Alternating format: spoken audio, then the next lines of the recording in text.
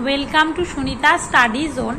আজকে আমি তোমাদের সাথে আরেকটা স্টাডি ব্লগ শেয়ার করব। আর এই স্টাডি ব্লগটিতে আমি মেনলি আমি যেটা পড়েছি আজকে বাংলাটা পড়েছি। দেখো, পিএসসি মিসলেনিয়াস মেন্স 2021-এর বাংলার যে পেপারটা রয়েছে সে বাংলা পেপারটা পড়েছি।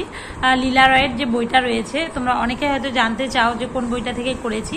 এই লীলা রয়ের যে বইটা রয়েছে সেই বইটা থেকে আমি করে নিচ্ছি। তো চলো, প্রথমেই কি আছে যে বাংলা গ্রামার আসে, সেখানে অশুদ্ধি সংশোধনগুলো আসে। তো অশুদ্ধি সংশোধনের মধ্যে কি আসে দেখো, মানে এই যে অশুদ্ধি আসছে, তারপর এক কথায় প্রকাশ, তারপর প্রবাদ প্রবচন দিয়ে বাক্য রচনা করতে বলে। তো প্রথমেই রয়েছে 5টা অশুদ্ধি সংশোধন, এই 5টাই করতে হবে। আর তার আগে এই যে 1.5 ঘন্টা মতো সময় থাকে, অনেকের কোয়েশ্চেন থাকে মনে যে দিদি কতক্ষণ সময় পাবো। মাত্র 1.5 ঘন্টা, বেশি সময় না। 1.5 ঘন্টা সময়ের মধ্যে আমাদের কি করতে হবে, এই যে দেখো গদ্যাংশটির মূল বক্তব্য নিজে মানে প্রেসিস করতে হবে একটা, তার সাথে 2টো ট্রান্সলেশন করতে হবে 40-40-80, এবং তার সাথে একটা হচ্ছে আমাদের প্রতিবেদন করতে হবে। মানে তার মানে আমাদের টাইম ভাগ করে নিতে হবে যে কতটা সময় আমরা মানে রাখবো নিজের জন্য। মানে 20 করে যদি রাখি, মানে 20 মিনিট এখানে, 20 মিনিট এখানে আর 20 মিনিট এটাতে, তাহলেই তো মোটামুটি 1 ঘন্টা লেগে যাচ্ছে। আর এইদিকে এইখানকার জন্য তাও হচ্ছে 10 মিনিট করে আমরা রাখতে পারি, মানে 1.5 ঘন্টা হয়ে গেল। তো অশুদ্ধি সংশোধনের প্রথমেই কি রয়েছে, প্রথমেই রয়েছে হচ্ছে ইন্দ্রজিৎ যেটা, সেই বানানটা মানে ঠিক আছে নাকি বানানটা ভুল সেই এটা বলতে হবে। দেখো এখানে কি আছে, ইন্দ্রজিৎ আছে, ইন্দ্রজিৎ হবে না ইন্দ্রজিৎ, জুনতে 9 রফালা, এই যে ইন্দ্রজিৎ এরকম হয়ে যাবে। এবার মধুসূদন, জুনতে 6 দীর্ঘ হবে, মদ হয়সু জুনতে 6 দীর্ঘ, দ আর জুনতে ন, মধুসূদন। এবার ব্যথা বানানে যেটা আমাদের বয়ে জফালা হবে, ব্যথা বানানে শুধু পয়ে জফালা আর থাকার, বয়ে জফালা আকারটা হবে না। এবার বিপদজনক যে বানানটা আছে, বিপদজনক, অথবা আমরা লিখতে পারি আরেকটা এখন আসে বিপদজনক, বয়সী প পুরকির জয়ে জুনতে ন আর ক, বিপদজনক, এটাও লিখতে পারি। হ্যাঁ, সবসময় ভালো বানানটাই আমাদের কিন্তু চোখের মধ্যে আই সেটিং করে নিতে হবে। বিপদজনক এটাও লিখতে পারি। আর একটা বসুন্ধরা হয় না, বসুন্ধরা, এটা বসুন্ধরা হবে, জুনতে শয়সু জুনতে 9 ধয়ে বয়সুনের একেরা, এই যে আকারটা রয়েছে সেই আকারটা হবে না। তো এই 5টা অশুদ্ধি সংশোধন দিয়েছে। এবার নেক্সট কি আসে, নেক্সট আসে হচ্ছে এক কথায় প্রকাশগুলোর মধ্যে কি রয়েছে, 5টায় আসে এবং 5টাই কিন্তু করতে হবে। এই যে এই বানানগুলোর জন্য তোমরা কিন্তু ইংরেজি পেপার পড়তে পারো এবং লিখতে পারো, যেটা আমি আগের দিন তোমাদের সাথে এর আগের ব্লগে শেয়ার করেছিলাম, যে ব্লগগুলো করেছিলাম যে তোমরা বাংলা পেপার পড়বে, তাহলেই কিন্তু আই সেটিং হয়ে যাবে বানানগুলো। তোমাদের ভালো মতো বানানটা ভালো মতো পড়বে আর দেখবে যে কী বানান, কারণ 5 দুগুণ 10 নম্বর কিন্তু বিশাল। এক্ষেত্রে লিখতে পারলেই ছাক্কা নাম্বার, কারণ এটা ডেসক্রিপটিভ নয়, কোনো নাম্বার কাটার ব্যাপার নেই। এবার নেক্সট আছে এক কথায় প্রকাশ। বলছে যার পিতামাতা নেই তাকে কি বলবো, যার পিতামাতা নেই তাকে নিশ্চয়ই আমরা অনাথ বলবো। তো এরকম করে অনেকগুলো কিন্তু রয়েছে, তো তোমরা এখানে দেখতে পারো যার পিতামাতা নেই তাকে আমরা কি বলবো, তাকে বলবো হচ্ছে অনাথ। এবার যে কানে শুনতে পায় না তাকে কি বলতে পারবো, কানে শুনতে পায় না মানে বধির। যার পিতামাতা তোমরা সকলেই জানো আশা করি, পিতৃমাতৃহীন বা অনাথও বলতে পারি, অনাথ যেটা অনাথ, যেটা সে যার পিতা মাতা নেই। এবার যে কানে শুনতে পায় না সেটা কে বলবো, তাকে বধির বলবো, যে কানে শুনতে পায় না। তোমরা আশা করি সকলেই জানো, এগুলার বলার তো সেরকম ব্যাপার নেই। 2-1টা যেটা, কারণ পরীক্ষার হলে সবসময় মাথায় আসে না, যে কানে শুনতে পায় না বধির। যার কোনো সম্বল নেই তাকে কি বলবো, নিঃসম্বল, সহায় সম্বলহীন যিনি, নিঃসম্বল, যার কোনো সম্বল নেই তিনি নিঃসম্বল, এরকম। আর যে অসত্য কথা বলে মানে কি, মিথ্যাবাদী। যে অসত্য কথা বলছে মানে কি, মিথ্যা কথা বলছে, তার মানে সেটা হবে হচ্ছে মিথ্যাবাদী। আর যে পথ হারিয়েছে মানে পথহারা, হয় না, সে পথহারা হয়ে গেছে, মানে পথ হারিয়েছে, পথহারা, কিংবা আমরা পথভ্রষ্টও বলতে পারি। হ্যাঁ, পথহারাও বলতে পারি, কিংবা আরেকটা কি বলতে পারি, কিংবা আমরা আরেকটা বলতে পারি, সেটা হলো পথভ্রষ্ট। তো এই যে জিনিসগুলো সেগুলো আমি তোমাদের সাথে শেয়ার করলাম। এছাড়াও তোমরা যেটা দেখতে পাচ্ছ সেটা হচ্ছে এই যে বাক্য রচনাগুলো, এই বাক্য রচনাগুলো হচ্ছে নিম্নলিখিত প্রবাদ প্রবচনের সাহায্যে সার্থক বাক্য রচনা করুন। যেমন ভিজে বেড়াল, এটা বলেছে। ভিজে বেড়াল মানে কি, বাইরে নিরীহ দেখাচ্ছে কিন্তু ভেতরে ভীষণ ধূর্ত, সেটাকে বলে ভিজে বেড়াল, মানে কপটচারী এরকম টাইপের। তো বাইরে ভীষণ নিরীহ কিন্তু ভেতরে মানে একদম ধূর্ত, মানে ভিজে বিড়ালদের মতো। বিড়ালদের অনেক সময় অনেক চেনাই যায় না, মানে যারা ভিজে বিড়াল থাকে তাদের তো আমরা অনেক সময় চিনতেই পাই না, না, কেন প্যাকেটের তোমরা মানেটা লিখে দিতে পারো, তারপর সেই অনুযায়ী সেন্টেন্স ফর্ম করতে পারো, নিজেরা নিজেদের মতো সেন্টেন্স ফর্ম করবে। যেমন এইটা মনে রাখবে, ভিজে বিড়াল মানে বাইরে নিরীহ কিন্তু ভেতরে খুব ধূর্ত, সেরকম আর কি। এই মানেটা ভেতরে তো প্রবাদ প্রবচনে সার্থক বাক্য রচনা করতে বলছে, মানে কিন্তু লিখতে বলেনি, কিন্তু ব্র্যাকেটে লিখে দিলে আরও বেটার হয় আর কি।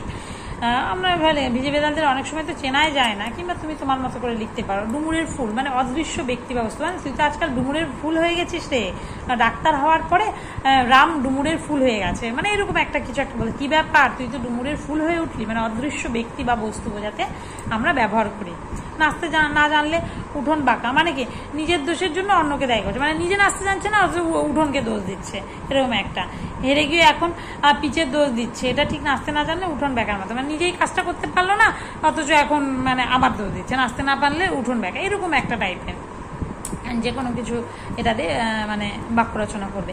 ঢাকের ব্যয়া মানে কি, মানে অকেজো বস্তুটা, মানে দরকার নেই আমার, কিন্তু তাও সাথে নিয়ে ঘুরতে হচ্ছে, অকেজো, বা তোমরা বলতে পারো অকেজো সঙ্গী বা অনাবশ্যক, মানে এই ছেলেটাকে ঢাকের বেড়ার মতো সবসময় সাথে করে নিয়ে ঘুরতে হয়, মানে এরকম কিছু একটা, এই ছেলেটাকে ঢাকের বেড়ার মতো সব জায়গায় নিয়ে যেতে বিরক্ত হয়, মানে অকেজো বস্তুকে কেউ অকেজো জিনিসকে কেউ নিয়ে যেতে চায়, অকেজো সঙ্গী বা অনাবশ্যক, এটা হচ্ছে ঢাকের বেড়া হয়। তারপর এক মাঘে শীত যায় না, তার মানে বিপদ একবার এসেই তো শেষ হয়ে যায় না, এক মাঘে শীত যায় না বলে না, মানে হচ্ছে কেউ ধরো তোমার দুই বন্ধু আছে, এবার বিপদে বললে এক বন্ধু সাহায্য করলো, এক করলো না, তখন বন্ধুকে বললো যে এক মাঘে কিন্তু শীত যায় না, মানে তো ওই তো সাহায্য করলো না বুঝে, মানে পরের বিপদটা ওরও আসতে পারে এরকম। আমার এই বিপদে একলা ফেলে চলে যেও না, মনে রেখো এক মাঘে শীত যায় না, বিপদ একবার এসেই শেষ হবে না কিন্তু। তো এই টাইপের জিনিসগুলো আমি তোমাদের সাথে আজকে শেয়ার করলাম, আর এগুলো কিন্তু ভীষণ কি বলবো, মানে ভীষণই মানে ইম্পর্টেন্ট কিছু এগুলো, এই জিনিসগুলো যে প্রবাদ প্রবচনগুলো শেয়ার করলাম। তো তোমরা এখানে শুধু মানেগুলো যেগুলো হয় সেগুলো লিখে নিতে পারো, মানে এটা হচ্ছে কপটচারী, বা ওই যে বললাম বাইরে নিরীহ কিন্তু ভেতরের দিকে খুব ধূর্ত, সেরকম একটা। দেখতে সাদাসিধে মনে হলেও খোকনবাবু একজন ভিজে বেড়াল, এভাবে। ডুমুরের ফুল মানে অদর্শনীয় বস্তু বা অদৃশ্য বস্তু, এরকম টাইপের যেটা হলো যে অনির্বাণ ডাক্তারি পাশ করে এখন ডুমুরের ফুল হয়ে উঠেছে, আর তার তো আর দেখাই পাওয়া যাচ্ছে না, এরকম। নাচতে না জানলে উঠোন বাঁকা, মানে নিজের ত্রুটি অন্যের ঘাড়ের উপর চাপাচ্ছে, পরীক্ষায় ফেল করেছো তুমি অথচ দোষ দিচ্ছ শিক্ষকের, নাচতে না জানলে উঠোন বাঁকাই হয়, এরকম। ঢাকের ব্যয় মানে অপ্রয়োজনীয়, যেটা সংসারে ঢাকের ব্যয় হয়ে থাকলে কোনো মূল্য পাওয়া যায় না, একদমই তাই, ঠিক, মানে অপ্রয়োজনীয়, যেটা ঢাকের ব্যয় মানে হচ্ছে অপ্রয়োজনীয় বা অনাবশ্যক, যেটাকে বলবো। এক মাঘে শীত যায় না, নাচতে না মানে নিজের ত্রুটি অন্যকে দেওয়া। ডুমুরের ফুল মানে অদর্শনীয় ব্যক্তি বস্তু, এইভাবে তোমরা লিখে নিবে নিজেদের মতো করে। আর এক মাঘে শীত যায় না, যেটা প্রতিকূল অবস্থা সবসময় থাকে না, মানে খারাপ অবস্থা সবসময় কিন্তু থাকবে না। আমার এমন বিপদে তুমি একবারও এলে না, মনে রেখো এক মাঘে শীত যায় না। নানানভাবে তোমরা তোমাদের মতো করে বাক্য রচনা করতে পারো। তো আজকে আমি তোমাদের সাথে এই যে ফার্স্টে আমি যেটা পড়ে নিয়েছিলাম, বাক্য রচনা করা, প্রবাদ প্রবচন আর এক কথায় প্রকাশ, অশুদ্ধি সংশোধন, এগুলো শেয়ার করলাম। এরপরে আমি নেক্সট সিটিংয়ে যেটা আমি পড়েছিলাম সেই জিনিসটা তোমাদের সাথে শেয়ার করব। তো চলো দেখতে থাকো। এবারে নেক্সট যেটা আসছে ম্যাথ। আগের দিন সম্ভবত তোমাদের সাথে আমি 7 পর্যন্ত ম্যাথ শেয়ার করেছিলাম, ওই যে পিএসসি মিসলেনিয়াসের যে বইটা রয়েছে সেখান থেকে। আজকে আমি 8 নাম্বার থেকে শুরু করব। এটা পিএসসি মিসলেনিয়াস 2019-এর কোয়েশ্চেন। বলেছে A takes ₹3000 from B, B এর থেকে 3000 টাকা নিচ্ছে ফর 2 ইয়ার্স, 2 বছরের জন্য, at the rate of 10% half yearly. মানে বলছে এ বিয়ের থেকে 3000 মানে টাকা নিচ্ছে, এবার 10% হারে হাফ ইয়ারলি, মানে 6 মাসে 10% করে দিতে হবে, এরকম সিম্পল ইন্টারেস্টে। What amount will be paid by A to B after the end of 2 years, 2 বছর শেষ হয়ে গেলে তখন এ বিকে কত টাকা দেবে, তাহলে সুদ সমেত ফেরত দিতে হবে, সেরকম। এখানে লিখে নিলাম আসল 3000 টাকা, সময়টি 2 বছর এবং বাৎসরিক সুদের হার। এবার আমাদের সবসময় আর যেটা হয় না সেটা বছরে, পার অ্যানাম, বছরে কোনটা সেটা হয়। সে বাৎসরিক সুদের হারটা কত হচ্ছে, রেট অফ ইন্টারেস্ট পার অ্যানাম যেটা, সেটা হচ্ছে 10%, তো হাফ ইয়ারলি, মানে 6 মাসে যদি 10% করে সুদ দিতে হয় যে টাকাটা নিয়েছে, তাহলে 1 বছরে 12 মাসে কতটা দিতে হবে, তার ডবল দিতে হবে, তার মানে কি 10 × 2 20%, এই জায়গাটা মনে রাখবে। হলো, এবার তো হচ্ছে what amount will be paid A to B after 2 years, 2 বছর পর সুদ আসল অ্যামাউন্ট, মানে সুদ আসলে কত টাকা দিতে হবে, সুদ আসল ইকুয়ালস টু কত হবে, ওভাবে লিখে রাখতে, আমরা জানি বলে উপরে লিখে রাখতে পারো যে সুদ আসল ইকুয়ালস টু এটা, তারপরে লিখবে 2 বছর পর সুদ আসল দিয়ে পি প্লাস PRT বাই, আসলটাও তো দিতে হবে প্লাস সুদটাও দিতে হবে আসলের উপরে, PRT by 100, P 3000 plus P মানে 3000 ইন্টু 20, আর এর মান 20, যেহেতু এখানে 6 মাস, এই জায়গাটা শুধু এখানে মনে রাখা, এটা কিন্তু 6 মাসে বলেছিল, হাফ ইয়ারলি সিম্পল ইন্টারেস্ট। 6 মাসে 10% যদি আমরা 1 বছরে বের করি, 1 বছরে কি দিতে হয় ডবল, মানে 20%, এটা মনে রাখলেই হয়ে যাবে 20 2 বছর, তাহলে এত টাকা হলো কি, তাহলে 2 বছর পর এবিকে 4200 টাকা দেবে। এটা হলো একটা।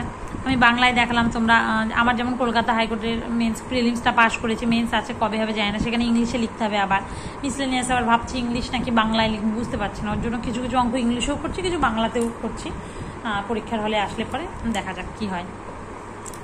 এবারে নেক্সট হচ্ছে যে অঙ্কটা রয়েছে, এবার বলছে the 2 numbers are in the ratio 2:3, দুটো নাম্বার আছে 2:3 রেশিওতে, if 15 is added to both the numbers, এবার 2:3 রেশিওতে আছে, এবার 15 যদি অ্যাড করা হয় দুটো নাম্বারের সাথে, then the ratio between 2 numbers become, দুটা সংখ্যার রেশিও 11/14 হচ্ছে, find the greater number. Number কি, এরকম নাম্বার রেশিও থাকলে আমাদের প্রথম কি কাজ হবে বলো তো, প্রথমেই কাজ হবে সংখ্যা দুটিকে ধরে না, 2:3 রেশিও আছে নাম্বার দুটো, তাহলে ধরি সংখ্যা দুটো হচ্ছে 2x আর 3x ধরে নিলাম, ধরার পর এবার সপ্তাহানুসারে কি হচ্ছে, 15 অ্যাড করছি বোধ নাম্বার, মানে 2x plus 15 by 3x plus 15 equals to, এবার if 15 is added to both the number, সংখ্যা দুটোকে ধরে নিলাম, ইংলিশে লিখলে মনে করো মানে এইভাবে লিখবে যে লেট দ্য 2 নাম্বারস আর বলে 2x অ্যান্ড 3x হলো, তারপরে অ্যাকর্ডিং টু দ্য কোয়েশ্চেন এভাবে লিখবে 2x এটার সাথে 15 যোগ করলে plus 15 by 3x plus 15 equals to, করলে তখন রেশিওটা হবে 11/14, এরকম করে নেবে ইকুয়েশনটা, এক্স এর মান বের করলে